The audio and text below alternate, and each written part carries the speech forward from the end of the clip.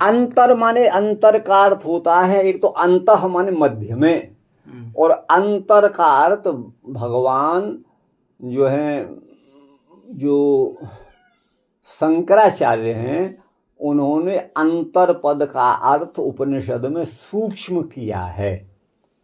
तो जो परम सूक्ष्म हमारी नेत्रों के अंतर्गत जो परम सूक्ष्म हमें कुछ दिखाई देता है वह ब्रह्म ही है। अंतर उपपत्ति, उपपत्ति माने युक्तियों से यही ज्ञात होता है। तो स एसो अंतः अक्षिणी, स एसो माने वह यह भगवान जो पुरुष हैं, पुरुष माने सर्वत्र व्यापक, समग्र विश्वरूपी पुर में जो शयन करने वाले परम पुरुष भगवान नारायण हैं, वही हमारे अक्षी के अंतर्गत भी, अक्षिणी माने आँख के अंतर्गत भी वही पुरुष दिखाई देता है। इति अक्षिणी अंतर, हमारे नेत्रों के मध्य में अत्यंत सूक्ष्म रूप से पुरुष जो विद्यमान है वो पुरुषोत्तम माने गोविंद ही हैं, नान्य अन्य नहीं हैं।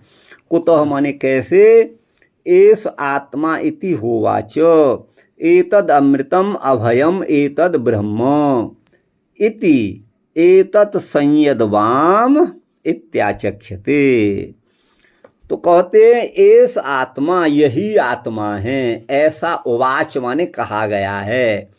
एतद माने यही जो अत्यंत सूक्ष्म हमारा नेत्रांतर्गत वर्ती जो है वही अमृत है, वही अभय है। एतद ब्रह्म, वही ब्रह्म है। ठीक है ना। एतद माने संयद बाम, इसको संयद बाम भी आचक्षते माने कहते हैं। इति आत्मत्व अभयत्वादीनां संयद बामत्वादीनां च पुरुषोत्तमे एव उपपत्ते। इस प्रकार आत्मत्व और अभयत्व ये तो पुरुषोत्तम में ही हो सकता है। आत्मा शब्द तो परमात्मा का वाचक है ही है, और जो अभय है, अभयत्वादि जो हैं वो ब्रह्म में ही संभव हैं, जीव में और प्रकृति में संभव नहीं है। और संयद वामत्वादि नाम च, जो संयद वाम अर्थात सबको अपने नियंत्रण में रखने वाला, सबको संयमित करने वाला इत्यादि जो है वो पुरुषोत्तम में ही ये गुण धर्म उपपन्न होते हैं, घटते हैं। जीव में ये धर्म संभव इसको एक बार थोड़ा सा नहीं है। ये बात मैं नहीं समझ पाया। देखो ऐसा है, हमारी आँख से हम आपको हमारी आँख के अंदर कुछ दिखेगा, हमें आपकी आँख के अंदर कुछ ऐसा दिखता है। तो यहाँ इसका भाव केवल इतना है कि ये ज्ञानेंद्रिय का सूचक है, उपलक्षण है नेत्र, है ना। जैसे 5 ज्ञानेंद्रिय 5 कर्मेंद्रिय, तो उसका उपलक्षण है। तो भाव ये हो गया, हमारी इंद्रियों को देखने की, सुनने की, स्पर्श आदि करने की जो शक्ति देने वाला है, इसका जो नियंता है वह पुरुषोत्तम ही है। इसका गुण भाव तो ये है कि हम अपनी आँखों से देखते हैं, लेकिन हम देखने में समर्थ तब तक नहीं हो सकते जब तक परमात्मा की कृपा नहीं हो। परमात्मा की दी हुई सामर्थ्य से, शक्ति से ही हम देखते हैं, सुनते हैं, नाना प्रकार के कार्य करते हैं। कैसे? देखिए, किसी व्यक्ति की आंखें कितनी भी प्रबल क्यों न हो, लेकिन चक्षुरिंद्रिय का देवता सूर्य है। यदि सूर्य भगवान नहीं होंगे तो हमारा नेत्र जो है वो निरोग स्वस्थ होते हुए भी तो हम देखने में समर्थ नहीं होते हैं। और रात्रि में जो थोड़ा बहुत प्रकाश सा रहता है ना, वो चंद्रमा का अथवा तारों का प्रकाश है, वो भी सूर्य से ही उनको प्राप्त होता है। सूर्य का ही प्रकाश चंद्रमा और तारेगण में है, तब हमें रात में छोटा मोटा दिखता है। लेकिन बंद कमरे में जहाँ घुपा घुप हो, जहाँ चंद्रमा का प्रकाश भी नहीं हो रात्रि के समय और तारों का प्रकाश भी नहीं हो, तो वहाँ पर आपको कुछ दिखता है? नहीं दिखता है। तो हमारे नेत्रों को दर्शन की जो शक्ति है वो परमात्मा के बनाए हुए सूर्य चंद्रादिक से है। और सूर्य में भी किसका तेज है?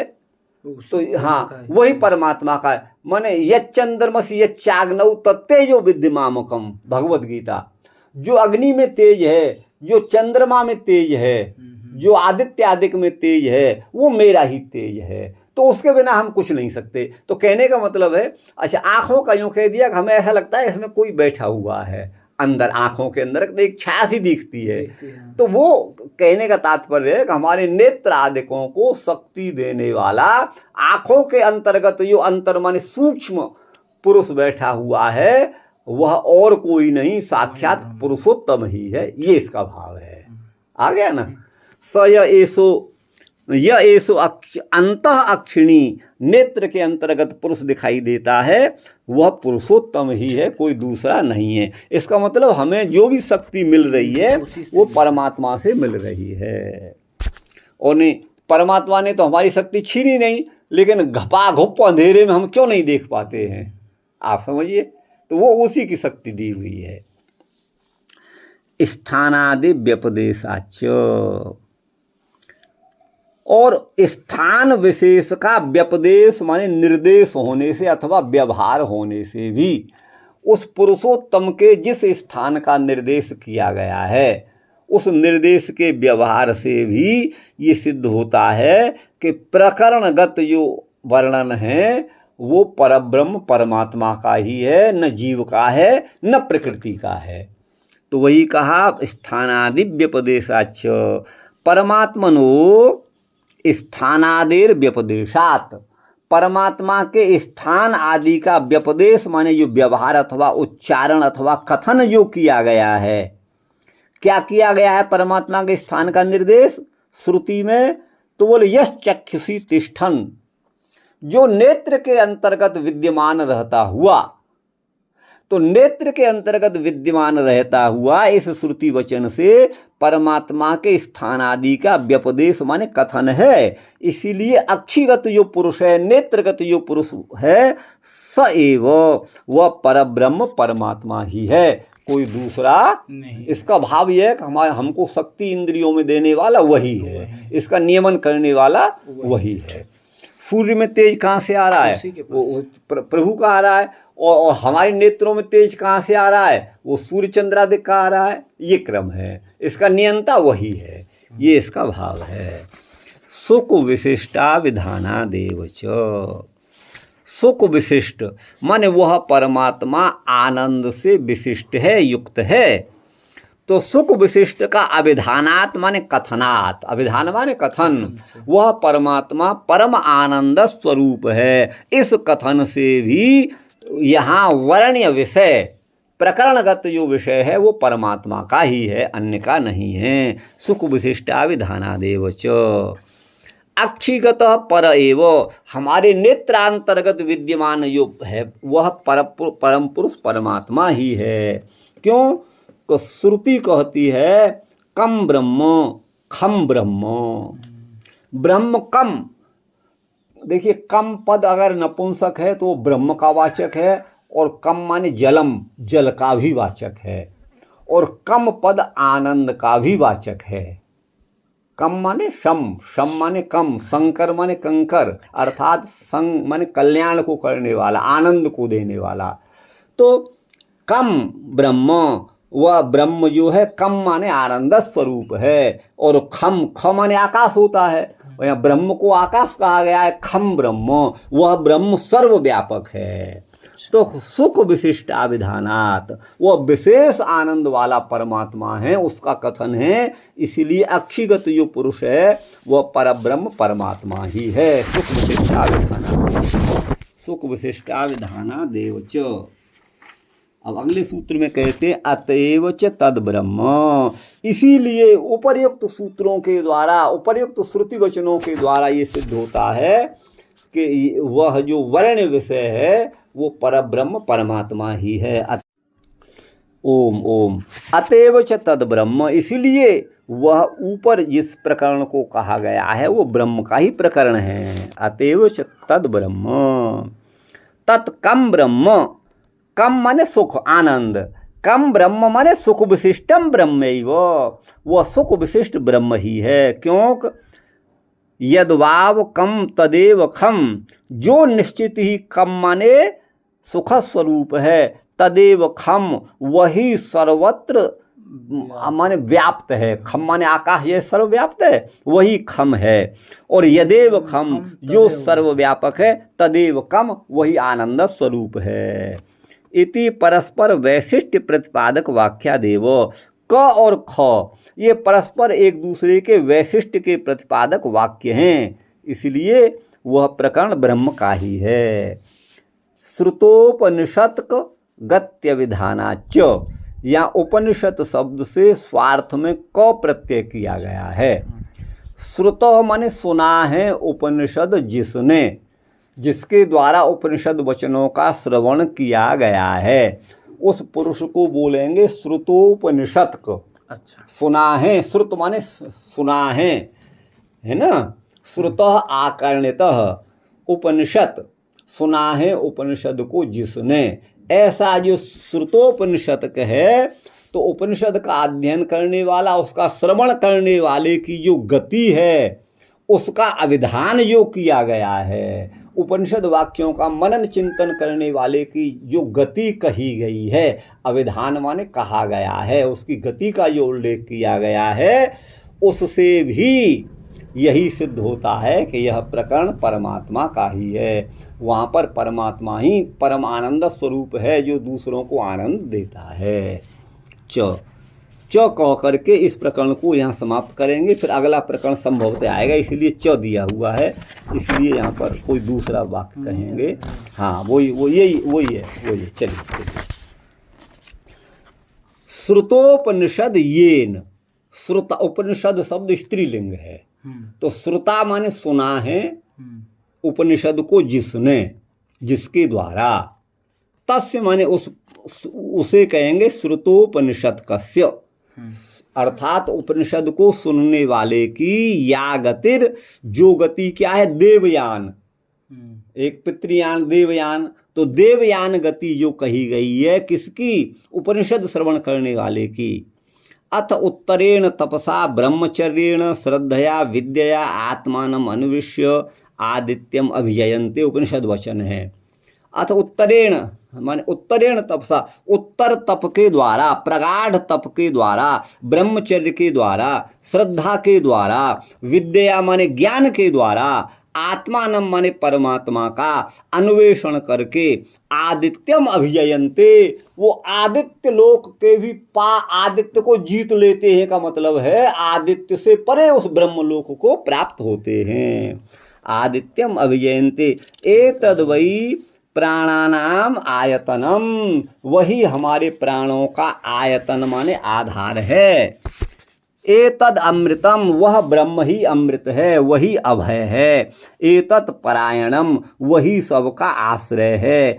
एतस्मान न पुनरावर्तन्ते, उस ब्रह्म को प्राप्त होकर के पुनरावृत्ति संसार में नहीं होती। ये श्रुत्यंतर में भी यही बात प्रसिद्ध है। तस्या एव इह ते अर्चिसम एव अभिसंभवन्ति, उसी के लिए कहा गया है वे लोग भगवत भक्त अर्चिसम एव अभिसंभवन्ति, उसी मार्ग से, देवयान मार्ग से जाते हैं। इत्यादिना गते अभिधानाच, उपनिषद श्रवण करने वाले की गति का अभिधान माने कथन किया गया है। इसीलिए अक्षंतर जो पुरुष है, नेत्रांतरवर्ती जो पुरुष है, वह पुरुषोत्तम ही है। गुरु भाई आ रहा समझ में? जी हाँ, समझ में। जब साफ इन सब चीज़ों को बता रहा है तो असंभवाच्य नेत्र, बोले अक्षी के नेत्र के अंतर्गत विद्यमान रहने वाला परम पुरुषोत्तम परब्रह्म परमात्मा श्री कृष्ण ही है, परम पुरुषोत्तम ही है। ये कैसे माना जाए? हम उस जीव को क्यों नहीं मान लेते कि वही नेत्र के अंतर्गत वर्ती है? जब जीवात्मा निकल जाता है तो नेत्र देखना ही बंद कर देता है। ये शंका हुई है। अब इसका समाधान इस सूत्र से करते हैं। अनवस्थिते, अक्षंतर परमात्मा माने परमात्मा के अतिरिक्त दूसरे की वहाँ स्थिति नहीं हो सकती। जीवादि की अनवस्थिति है और जीव का वहाँ रहना असंभव भी है। इसलिए न इतरः, अर्थात दूसरा नहीं है, अक्षंतरवर्ती पुरुषोत्तम ही है। अक्षंतर परमात्मा इतरो न भवति, दूसरा नहीं हो सकता। कुतः तद इतरस्य ब्रह्म से जो इतर है, भिन्न है, उसका तत्र माने वहाँ नेत्रों के अंतर्गत नियमनेन अनवस्थित, उसके नियामक के रूप में उसकी स्थिति नहीं हो सकती जीवात्मा की। देखिए अभी मैंने बताया ना, हमारे नेत्रों को प्रकाश कौन दे रहा है? सूर्य चंद्रमा आदि दे रहे, अग्नि दे रहा है, और उनमें जो प्रकाश है वो भगवान का प्रकाश है, तो नियामक तो वही हो गए। तो ये चंद्रमसी ये चाग्नौ तेजो विद्यमामकम, वो वही हो गया। तो वही यहाँ तत्र नियमनेन अनवस्थिते अमृतत्वादे, और अमृतत्वादि जो धर्म है वो परमात्मा के ही हैं। तत्र असंभवाच्य, जीवादि में उनका संभव नहीं है। आगे है अंतर्यामी अधिदेवादि लोकादिषु तद्धर्म व्यपदेशात। बोले अंतर्यामी ब्राह्मण वचन है, बोले अंतर्यामी ब्राह्मण में और अधिदेव आदिदेव आदि जो लोक हैं इनमें तद्धर्म व्यपदेशात, उसी परमात्मा के धर्म का व्यपदेश माने कथन उच्चारण किया गया है। अंतर्यामी, देखिए अंतर्यामी का मतलब है किम तद ब्रह्म किम अध्यात्मम किम कर्म पुरुषोत्तम अधिभूतम च किम प्रोक्तम अधिदैवम किम उच्यते। ये भगवत गीता के 8वें अध्याय में अर्जुन ने प्रारंभ में ही प्रश्न उठाए हैं, तो भगवान वहाँ क्रम से सबका उत्तर दे रहे हैं। तो कहते हैं अधियज्ञो अहमेवात्र देहे देह भृतांबर, मैं सभी के देह में अधियज्ञ रूप से मैं ही स्थित हूँ, सबका नियामक, सबका आश्रय, सबका जो प्रतिष्ठा मैं ही हूँ, ये वहाँ पर कहा गया है। तो अंतर्यामी एक ब्राह्मण वचन है, तो अंतर्यामी ब्राह्मण आदि में और अधिदेव आदि लोक आदि में तद्धर्म व्यपदेशात, परमात्मा के ही धर्म का व्यपदेश है, कथन है। अब आगे ये आगे बता रहे हैं ना, ये वचन है ना अंतर्यामी, जिस श्रुति में अंतर्यामी शब्द आया है।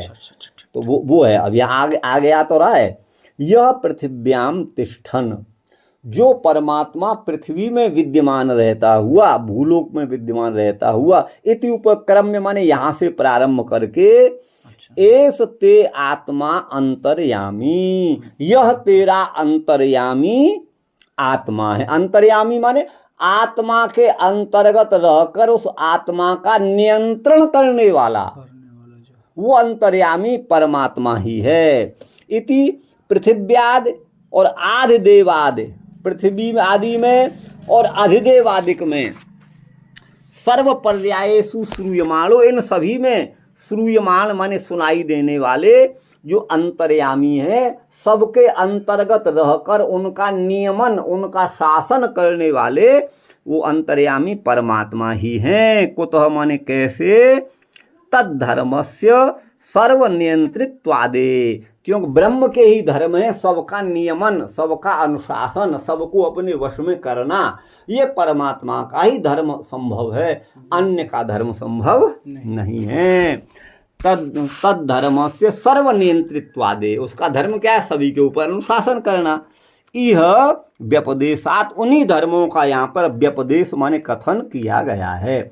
व्यपदेश का अर्थ व्यवहार भी होता है, व्यपदेश माने बहाना भी होता है, व्यपदेश माने कथन भी होता है, अनेक अर्थों में है। न च स्मार्तम, तो अंतर्यामी सबका नेत्रांतरवर्ती पुरुष, जो सबका नियमन करने वाले हैं, सबके अंतर्यामी हैं, वो ब्रह्म ही हैं। अनवस्थिते असंभवाच्य नेतरः, इतरः माने जीव है न, वह अंतर्यामी सबका नियामक जीव नहीं है, तो अंतर्यामी रूप से जीव है, इस बात का खंडन किया। अब परमात्मा के अलावा एक तो जीव है और दूसरा जड़ प्रकृति है। अब अगले सूत्र में वह प्रकृति भी नहीं है अंतर्यामी, उस प्रकृति की भी सर्वशक्तिमत्ता का, उसके अंतर्यामित्व का यहाँ खंडन करते हैं। न च स्मार्तम, देखिए स्मृति क्या है? स्मृति जो हमारे दर्शन है उनको स्मृति भी कहा जाता है। तो इस तरह से भगवान कपिल का जो सांख्य दर्शन है वो भी एक स्मृति है, और उस स्मृति में जिसको कहा गया है, जिसका निर्वचन किया गया है, जिसके बारे में चर्चा की गई है, जिसका वखान या व्याख्यान किया गया है, वो स्मृति कथित है प्रकृति। तो स्मृति में जिसको कहा गया है वो प्रकृति तत्व हो गया स्मार्तम। तो बोले वो जो अंतर्यामी है वो न तो जीव है, नेतर कहकर उसका खंडन किया, तो बोले प्रकृति होगी फिर, तो बोले नच स्मार्तम, वो स्मार्त माने वो प्रकृति भी नहीं है। क्योंकि अतद धर्माभिलापात, तद धर्माभिलाप, प्रकृति के धर्म का अभिलाप माने कथन वहां पर नहीं किया गया है। प्रकृति के गुण धर्म अलग हैं, प्रकृति अचेतन है, परब्रह्म चेतन है, प्रकृति नियम्य है, परमात्मा नियामक है ना। प्रकृति वो जो आनंद आदि रहित है, परमात्मा आनंदमय है। तो वो जो पुरुष के जो लक्षण वहाँ कहे गए हैं नियामक रूप में, वो परब्रह्म के ही हैं। स्मार्त प्रकृति के वो धर्म लक्षण नहीं हो सकते। न च प्रधानम, वही है स्मार्तम का अर्थ प्रधान। प्रकृति को प्रधान उस अवस्था में कहा जाता है जब तीनों लोकों का संहार होकर वो प्रकृति में लीन हो जाते हैं। महाप्रलय की अवस्था में उस त्रिगुणात्मक का प्रकृति का नाम होता है प्रधान। ठीक है ना। प्रधीयन्ते प्रलीयन्ते त्रयो लोका यस्मिंस्तत् प्रधानम, वो प्रधान है। तो न च प्रधानम, वह स्मार्त माने प्रधान भी नहीं है, प्रकृति भी नहीं है। क्यों, क्या नहीं है प्रकृति? अंतर्यामी शब्दवाच्य। अंतर्यामी शब्द का अर्थ यहाँ पर प्रकृति भी नहीं है, अंतर्यामी शब्दवाच्य तो परब्रह्म परमात्मा ही है। क्योंकि चेतन धर्माणाम सर्वनियंत्रित्व सर्वदृष्टित्वादि नाम च अभिलापात, वहाँ उस अंतर्यामी के जो धर्म बताए हैं वो क्या है कि वह चेतन के जो धर्म हैं वो वहाँ पर बताए गए हैं। लेकिन प्रधान माने प्रकृति तो अचेतन है। तो चेतन धर्माणाम, तो चेतन के धर्म क्या है? सर्वनियंत्रित्व सर्वदृष्टित्वादि नाम, जो सभी का नियमन करने वाला हो, सबका दृष्टा हो, आदि सर्वदृष्टित्वादि नाम ये जो धर्म है उनका अभिलाप माने कथन वहाँ किया गया है। इसलिए वह जो है अंतर्यामी अक्षिगत पुरुष जो है वो प्रकृति भी नहीं है। ठीक है ना। तो बोले वो जीव का भी आगे खंडन कर दिया, अंतर्यामी नहीं है। इस पिछले सूत्र में प्रकृति का भी खंडन किया कि वो भी अंतर्यामी नहीं है। अब खोलियो बाय राधे।